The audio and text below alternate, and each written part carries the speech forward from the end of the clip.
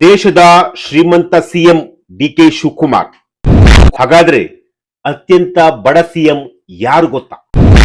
ಆ ಬಡ ಸಿಎಂ ಆಸ್ತಿ ಕೇಳಿದ್ರೆ ನೀವು ಕೂಡ ಶಾಕ್ ಆಗ್ತೀರಾ.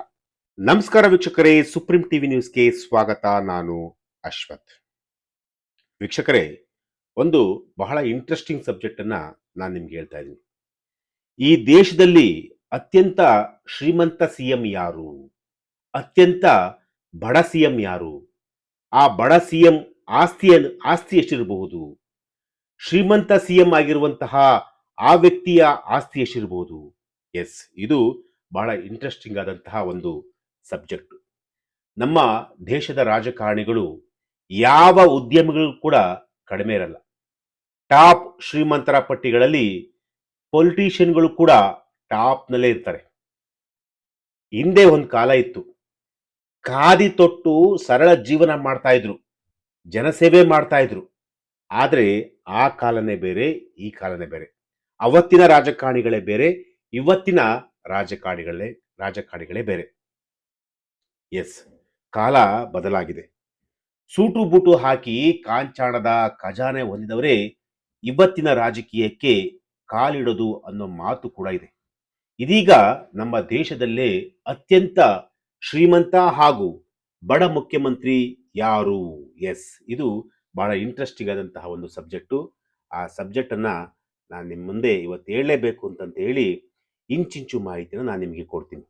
ಎಸ್, ಸಿರಿವಂತ ಸಿಎಂ ನಮ್ಮ ಕರುನಾಡ ಮುಖ್ಯಮಂತ್ರಿ ಡಿ.ಕೆ. ಶಿವಕುಮಾರ್ ಅವರು. ಎಸ್, ದೇಶದ 31 ಮುಖ್ಯಮಂತ್ರಿಗಳ ಆಸ್ತಿ ವಿವರವನ್ನ ಅಸೋಸಿಯೇಷನ್ ಫಾರ್ ಡೆಮಾಕ್ರೆಟಿಕ್ ರಿಫಾರ್ಮ್ ಅಂದ್ರೆ ADR ಈ ಒಂದು ಸಂಸ್ಥೆ ಬಹಿರಂಗಪಡಿಸಿದೆ.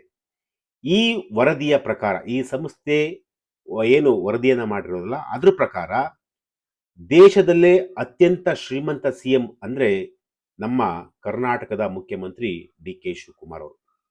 ಡಿ.ಕೆ. ಶಿವಕುಮಾರ್ ಅವರ ಒಟ್ಟು ಆಸ್ತಿ ಎಷ್ಟು ಗೊತ್ತಾ? 1413 ಕೋಟಿ ಕಣ್ರಿ. ಎಸ್, ಕರ್ನಾಟಕದ ಮುಖ್ಯಮಂತ್ರಿ ಆಗಿರುವಂತಹ ಡಿ.ಕೆ. ಶಿವಕುಮಾರ್ ಅವರು ದೇಶದ ಶ್ರೀಮಂತ ಮುಖ್ಯಮಂತ್ರಿಗಳ ಪೈಕಿ ಮೊದಲ ಸ್ಥಾನದಲ್ಲಿದ್ದಾರೆ. ಡಿ.ಕೆ. ಶಿವಕುಮಾರ್ ಅವರಿಗೆ ಒಟ್ಟು 1413 ಕೋಟಿ ಆಸ್ತಿಯನ್ನ ಹೊಂದಿರುವಂತವರು. ಅತಿ ಸಿರಿವಂತ ಸಿಎಂ ಕೂಡ ಎನಿಸಿಕೊಂಡಿದ್ದಾರೆ. ನೀವು ನಂಬಲ್ಲ, ಡಿ.ಕೆ. ಶಿವಕುಮಾರ್ ಅವರ ಒಟ್ಟು ಆಸ್ತಿಯನ್ನ ಕೇಳಿದ್ರೆ ಇಡೀ ಮಂತ್ರಿಮಂಡಲವೇ ಶಾಕ್ ಆಗುತ್ತೆ.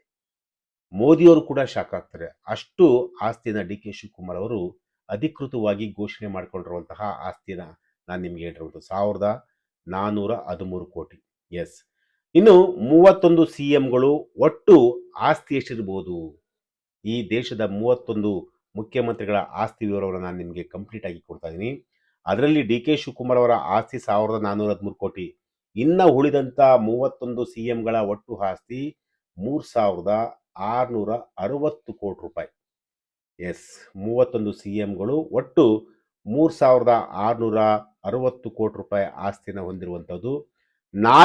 ಇದರಲ್ಲಿ ನಾಲ್ವರು ಶತಕೋಟ್ಯಾಧಿಪತಿಗಳಾಗಿದ್ದಾರೆ. ಅದರಲ್ಲಿ ಡಿ.ಕೆ. ಶಿವಕುಮಾರ್ ಅವರು ಕೂಡ ಒಬ್ಬರು. 1413 ಕೋಟಿ ಅವರು ಮೊದಲ ಸ್ಥಾನವನ್ನ ಅಲಂಕರಿಸಿದ್ದಾರೆ. ಇನ್ನು ಎರಡನೇ ಸ್ಥಾನದಲ್ಲಿ ಯಾರಿದ್ದಾರೆ ಎಂದು ನೋಡಿದರೆ ಆಂಧ್ರ ಪ್ರದೇಶದ ಚಂದ್ರಬಾಬು ನಾಯ್ಡು. ಅವರ ಒಟ್ಟು ಆಸ್ತಿ 931 ಕೋಟಿ ರೂಪಾಯಿ. ಇನ್ನು ಮೂರನೇ ಸ್ಥಾನದಲ್ಲಿ ತಮಿಳುನಾಡಿನ ಸಿಎಂ ಆಗಿರುವಂತಹ ಸಿಎಂ ವಿಜಯ್ ಥಳಪತಿ, ಅಂದ್ರೆ ಟಿವಿಕೆ ಪಕ್ಷದ ಮುಖ್ಯಸ್ಥ. ಈ ಸಿರಿವಂತ ಸಿಎಂಗಳ ಪಟ್ಟಿಯಲ್ಲಿ ತಮಿಳುನಾಡಿನ ಸಿಎಂ ವಿಜಯ್ ಅವರು ಮೂರನೇ ಸ್ಥಾನದಲ್ಲಿದ್ದಾರೆ.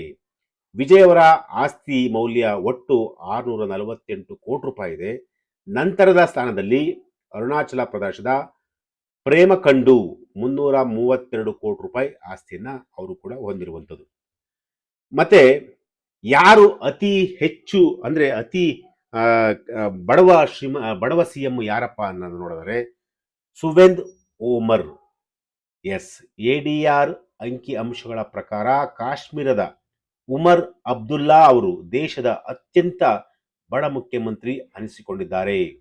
ಇವರ ಬಳಿಕ ಕೇವಲ 55.24 ಲಕ್ಷ ಆಸ್ತಿ ಇದೆ ಎಂದು ವರದಿಯಾಗಿರುವಂಥದ್ದು. ಅಂದ್ರೆ ಉಮರ್ ಅಬ್ದುಲ್ಲಾ ಅವರ ಬಳಿ ಕೇವಲ 55 ಲಕ್ಷ ರೂಪಾಯಿ ಮಾತ್ರ ಆಸ್ತಿ ಇರುವಂಥದ್ದು.